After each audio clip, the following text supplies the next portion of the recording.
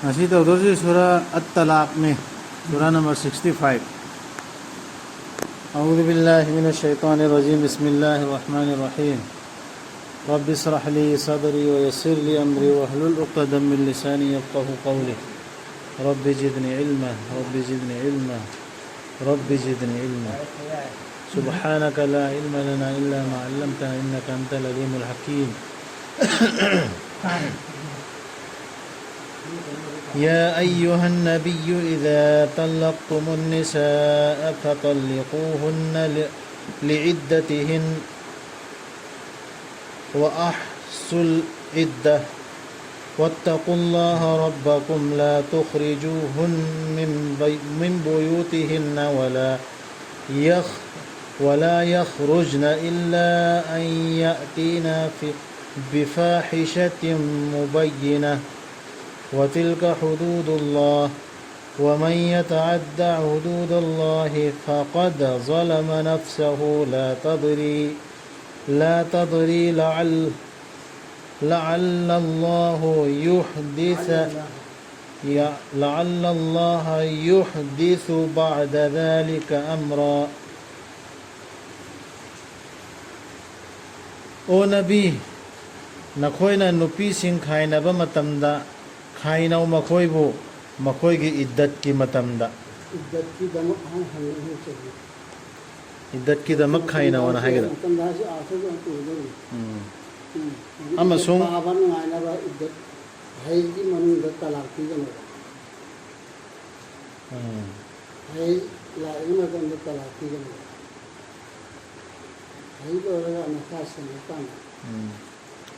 amasung masing pau ngai bagi matamdo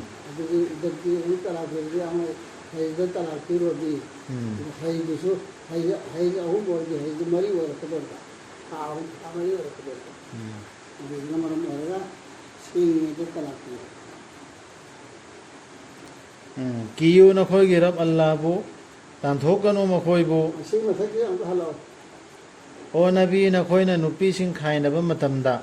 khaina makoy bu makoy gi iddat ki matamda amasung masing pau ngai bagi matamdo kiyo na koy gi rab Allah bu tan thokanu makoy bu makoy gi nipa sing gi yum sing dagi makoy na so thok loi da bani matamdo da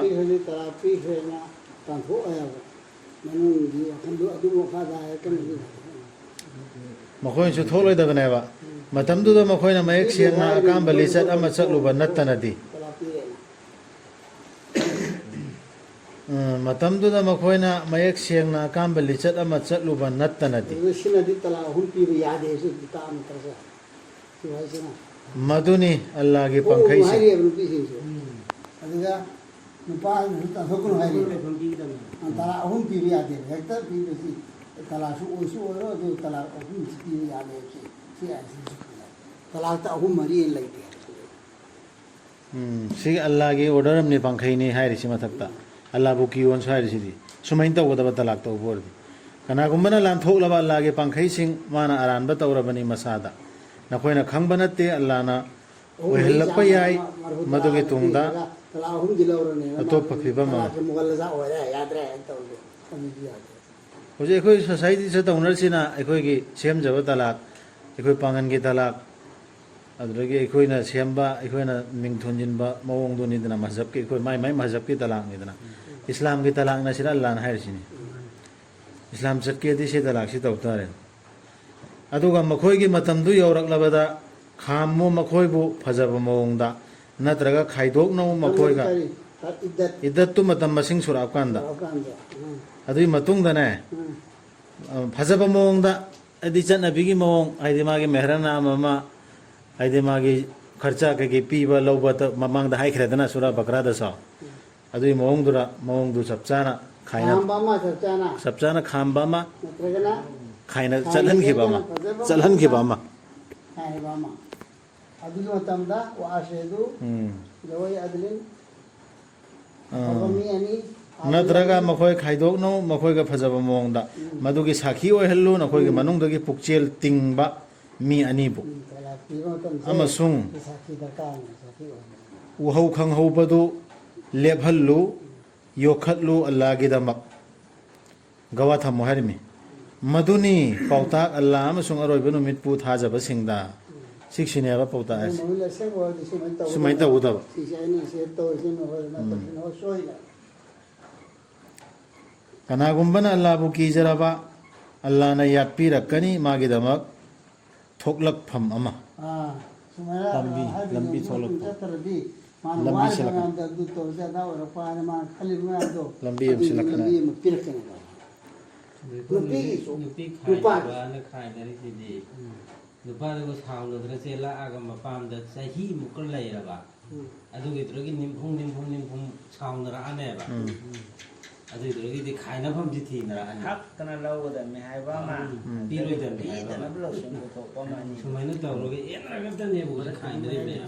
idat sa pham du bi si ade da la sa du sigi aya sida hairi se idat pham dra ma se masing Hauri sure se ta so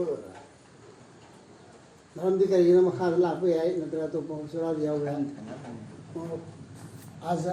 وإذا عزم جب سانا بيجينا ما نكن هو ممتئين بمتن بتلا بيبنا هنا فرينا هرم تم kan thara matung da ada sura bakra da yaw khare هذا دي ساو ده بيوس تلا اوي ahan bada mabani khan nupi siga ni ba siga khan ni mabani phone ta gawa تا خر تو هانس ta khre sura bakra da magi nupi rom ni baram de mila hola wari sana halani adu maina adu ni talak pi beni om se ta pang pi pi biam te adu siga aya sira hai se ma ida se ma pung phare phara matung da yum du da ma pung phara matung da talak oidriya ba adu rasu ya na ba pura adi خاموش تلا اوي دي hanjin na ba yariya ba adu rasu adre hanjin na roi adu ani haja adram ka mi gausilla ga gawa tham hona ba khaina tare يا تيا دل دي hanjin na rasu mi tham gane ab ibani su mai idat phamma mi masing sura hanjin na tare haib su gawa tham gane niga tala ke matang si gawa mayam sakhi oi budu mehfil ma nadrami ani hum يا ده سن adu du compulsory ni talak kane ka gas قران की पूरा खिलाफ है adu ne khoi sida khoi gi dil ri ba society su lai si di islam ani suidna khoi na siam ba islam ma allah tharak ba ma ani si bungkhet khena ram me bi yong तलाक करने के अते atai masla me amadan aduga hunbi gani mangonda jinjak mana khallam da ba pham da sigi hukum sing ji pangtho adi खाली दिन P ने सुखाले माला और दे जी वायरो ने खाले तो पान सुखाले माला माउंड रहे जी ऐसे वार ने खाले अदु खालो no khalo no ba sab sa mong da sa thaw ambi birakana कारण में पीने वाला पी से अंक को मोल दान को सुकन khallu da ma phamam de birakana रोम जो अमला siksi allah na har ba niyom sing ji taw ba gang bo duni taw dab da di talak marfu rak taw su gang kana ba kana gumban allah da tha jaba thamla ba allah na okla bani magi dama ta sena mak allah di pangthok pani magi thabak tu thamghra bani allah na pot khuding mak ki chang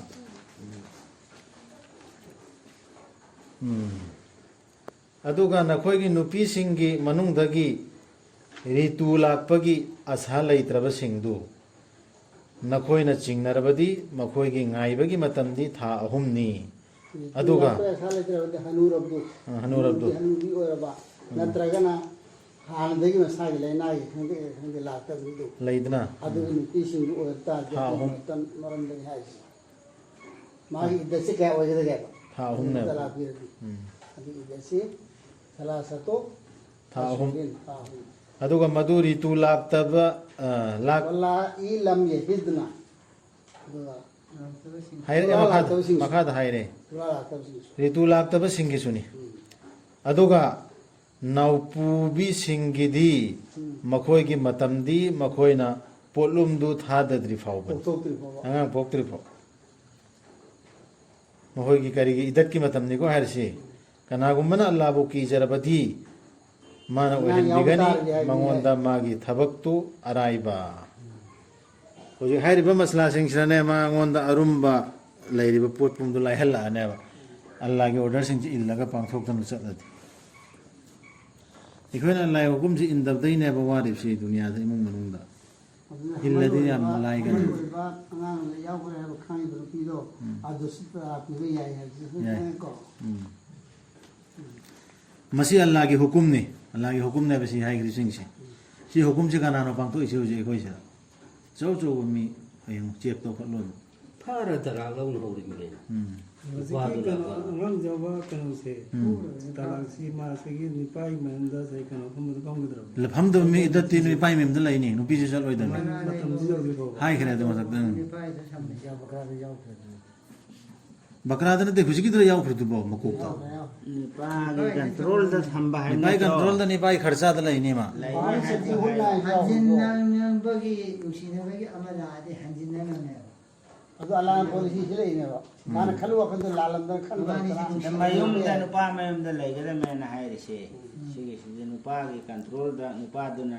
Joktan Taktan Legada Mihaiba or Mani. mani mani adu ni tamba Nipa Mayum the Hairadi. 마용되는 ni pa gi mayum da nei mayum da hai sina chap cha gi yo hai da ni pa gi mayum da nei ma ko da hana lai ri ba ai rum mayum na to suman le mayum du mayum da lai ni mu ga ko ni mu da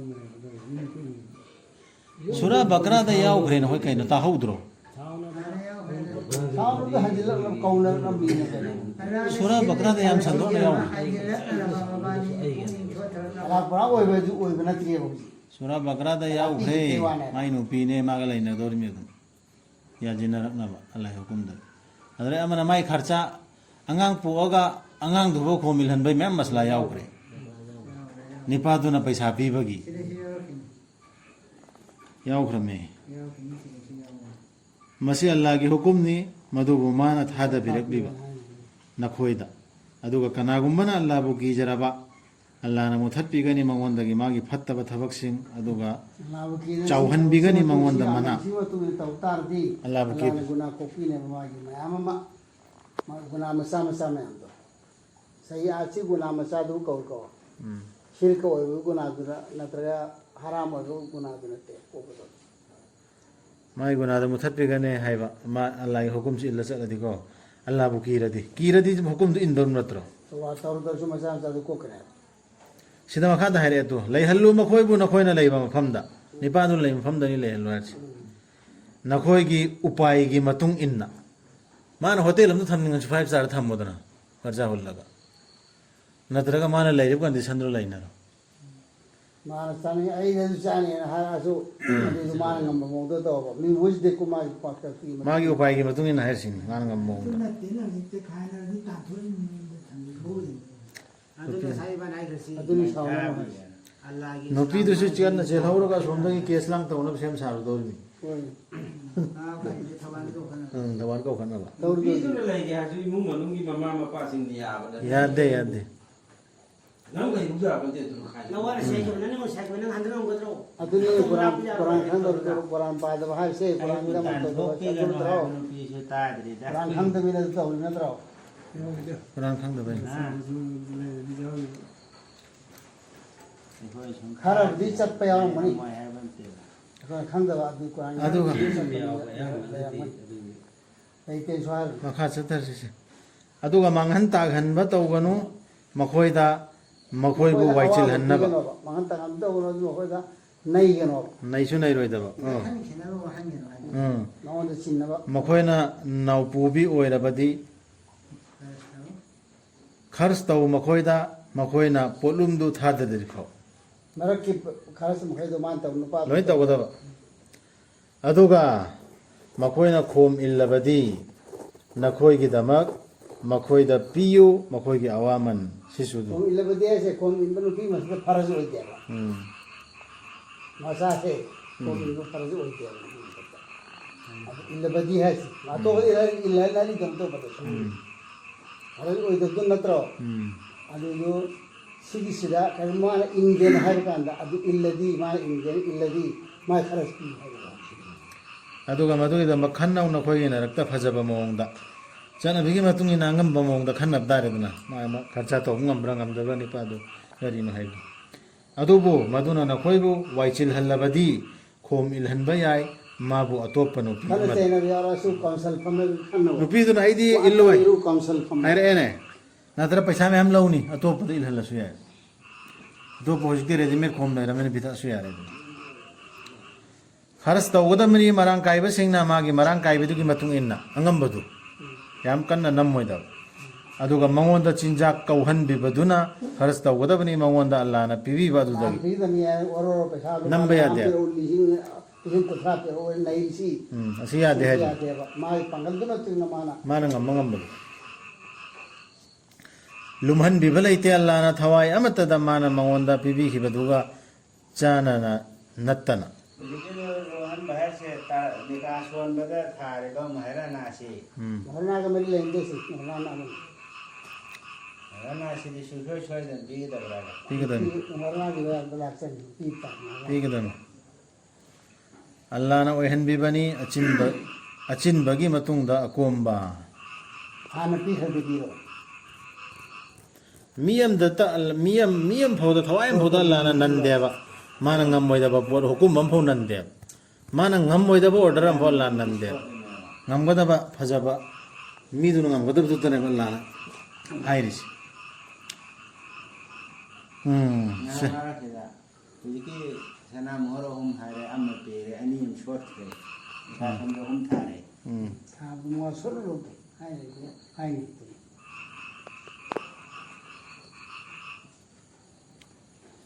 Sao ấy thằng này cái gì ra cái họ đi sẽ kinh nên thà liền rồi Mani mani cái tàu kịp. ಅದು ಪಾರ ಇದ್ರು Là không ಕಾಯಿ ai. ಅಂತ arrows ಬಾಪ ಪಾದನೆ love ಕೇಳಿ love ಒಬ್ಬಿ ಸಾಮಾನ್ಯ ಯಾವುದನ್ನು ಇನ್ನೊಂದು ಲವ್ದನ್ನು ಭರ್ತರು ದುಡ್ಡಿದ್ದ ಯೂನಿಸ್ ಕೇಳಿದ್ರು ಹೊರಟು ಇಲ್ಲ शहर के मारे सिरी मारे जारी है ना अनि सुनी मैं म्याम तुमिन यानबा महरमा अदगी लावल अपन बिदल यानबा महरमा अनि फजन से Masa khai Nyoi nó sisa nyoi nó pa nó sen माने योगी तो हिला तो वो मता किताब हिला चैप्टर में और हिला लक्ष्मण तो दिया नहीं सुन तो दिया ने हिला मैं तो मरे तो दो अदगी चैप्टर में लिया किताब लिया ले सी मरक्ष ने को शहर के आन अलम के लम्हाई की मखोई रब के हुकुम अमसुंग मागे रसूल की मयोक्ता अदुना इखोइना हाइदे अल्लाह ना हिसाब तौकी मखोई दुगी साथी ब हिसाब अदुगा वारक की मखोई बु किनिंगाई ओइरब दंदीना सी मथक ता हाइके हुकुम सिंगसी इन दबदे शहर के आन और बात तौकी भाई ममांगदा हाइख्रेदना अल्लाह के आयत याकेदा अदु यादरदे इखोइसु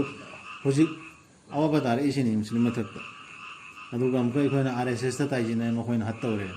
मस्जिद थुगाइरे अदुगा मखोइना मखोइगी थबक्की फत्तबा फोलगी महौ तंखी अदुगा ओइखी मखोइगी थबक्की पोलोइसु अमांगबा बोलो तो फगसु ओखी दे मैं तो हिला में हम जो कैसे हजा मथक्तै अल्लाह ना थारए नि मियम गी मखुत्तगी एखोइना अल्लाह के हुकुम दु इंदबदे अदुगा अमका हुजुकी मी रो ताइजिनरी मे मखोइना प्लान मैम सिले ए कोइ हटकदोरे पमन मखोइना अल्लाह के ऑर्डर दे अल्लाह की शक्ति दे है ना वांग खरबरा बम होय प्लान से था जदा बनि ईमान वाट प ईमान लैते बनि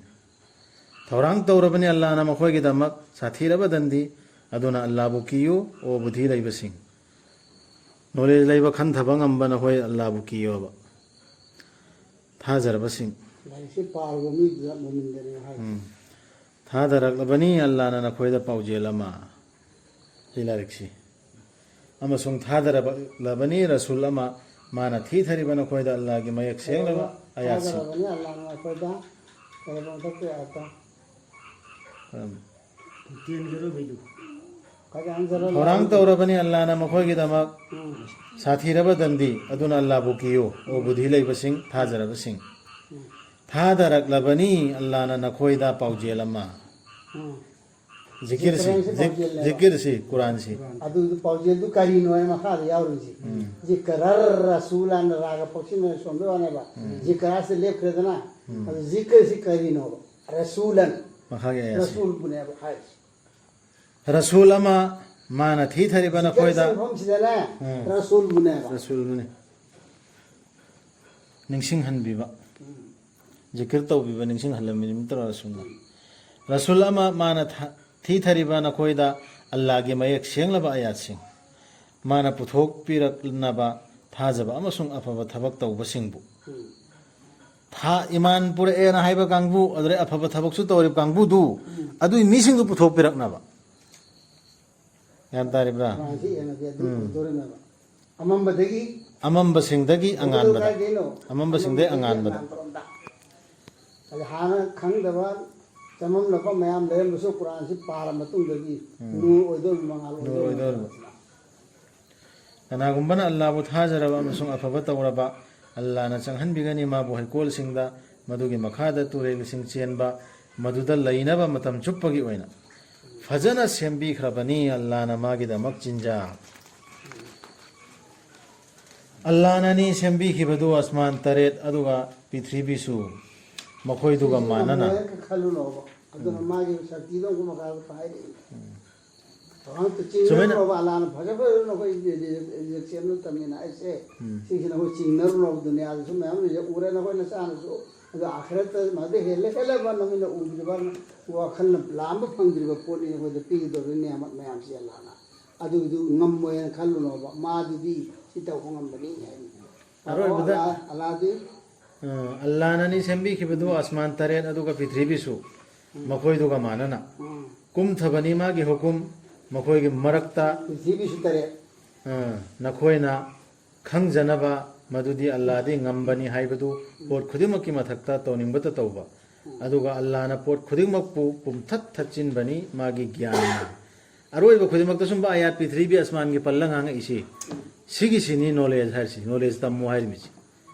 सिदा नहीं ना हो बसी सिदा साइंस नहीं ना फिजिक्स तमो इल्म तमो नॉलेज तमो अदि दुगा अल्लाह के हुकुम दु है न ईमान चेलकदब हाइबि लकदब